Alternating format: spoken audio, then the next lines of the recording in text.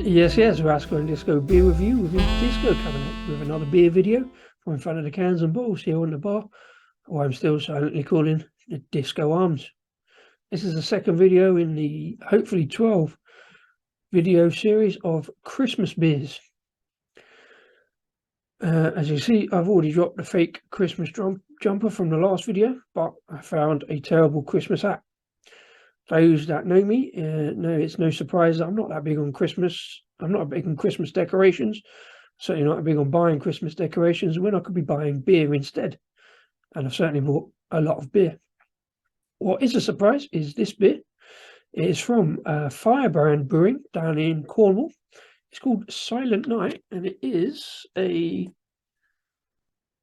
6.5% Christmas ale. And that's about as much as I know. Looking on the notes on the can, it doesn't quite say, or it doesn't fully explain exactly what it is, or what's in it. All it says, this is our Christmas brew.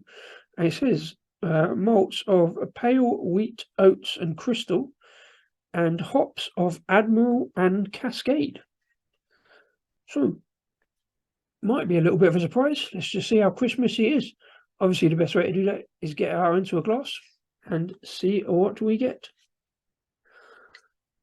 So, here goes. I don't know too much about Firebrand. I have seen their branding around, and I kept meaning to have a look at them. Brief look at their website. There's some fairly decent beers on there, and something I need to look into further. This beer pours out nice and bubbly into the glass, as you can see there, with a nice frothy, tight, just about white head. Looks nice and a chestnutty brown in the glass, Fuller's Discovery glass, just for old time's sake. One of the reasons I've been getting too many videos out is I get annoyed by bare details, and the details of the reflection of the camera in the glass, and also my glasses, annoys me slightly. I need to get the lighting sorted out. But this beer,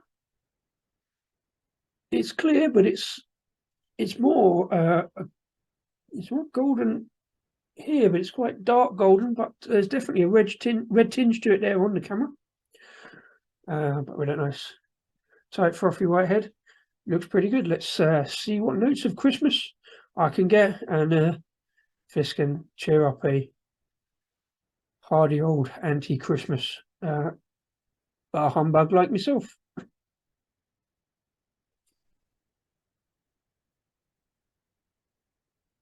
Yeah, quite a robust malty note on it. Somewhere it's got that aroma of a golden ale, of some good maltiness, sort of hot profile, but nothing too outstanding. By outstanding, I mean I can't pick out any particular notes, even with my terrible olfactory senses. Let's see what we get on the taste. Cheers, and Merry Crimble times.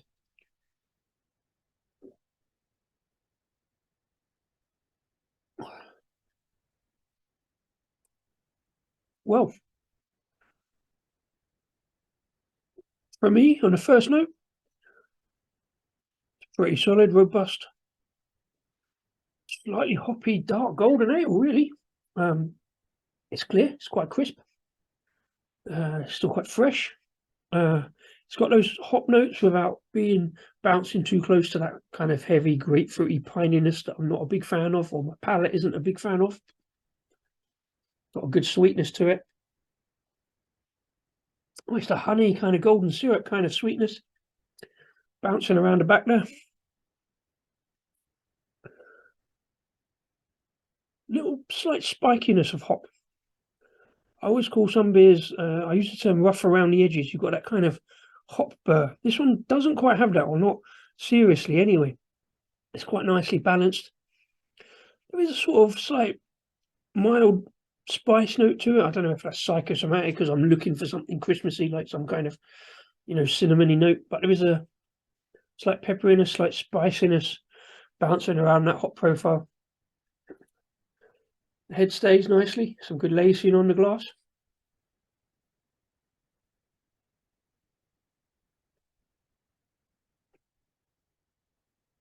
It's surging towards now a best bitter, maybe an ESB, because it's got those big, robust, malty notes to it, and that sort of delicate hop profile that's bouncing around lets you know it's there, but it's all balanced across the board between the sweetness and the malt. It's a good solid beer. It's one that would sit really well out of cask in a pub by the fire, watching the snow fall, that kind of romanticized Christmas kind of malarkey that this old soak isn't really into. But I do love sitting in a pub with a decent beer, and I do love a Christmas beer. Won't last very long in the glass. It is very drinkable. It's got sort of background Christmassy notes without being all out reminders of Christmas. It's one I could drink all year round, really. I say that a lot about Christmas beers. When is a Christmas beer not a Christmas beer? Might come on to that discussion point in another video. But it's a very drinkable, fairly robust, but also quite light and fresh in terms of the body. Really drinkable, decent Christmas ale, to be fair. I'm going to have a closer look at Firebrand. I know they've got a web shop, so I'll have a look at a few beers. See if I can't pick some up in the new year. Been trying not to buy more beer, but every week, every beer I do, I find something else to buy. So, but this one, a really nice surprise. It is a little bit surprised because it just says Christmas ale, so it doesn't really give you any indication of where it's going to go. Where it's going to go is down my throat because it's a very tasty, very drinkable, nicely balanced beer. Robust, slightly earthy, but it's got those kind of vague Christmas notes to it. Like I say, that kind of pepperiness, like spiciness, bouncing off the back of the hop profile. Very good beer.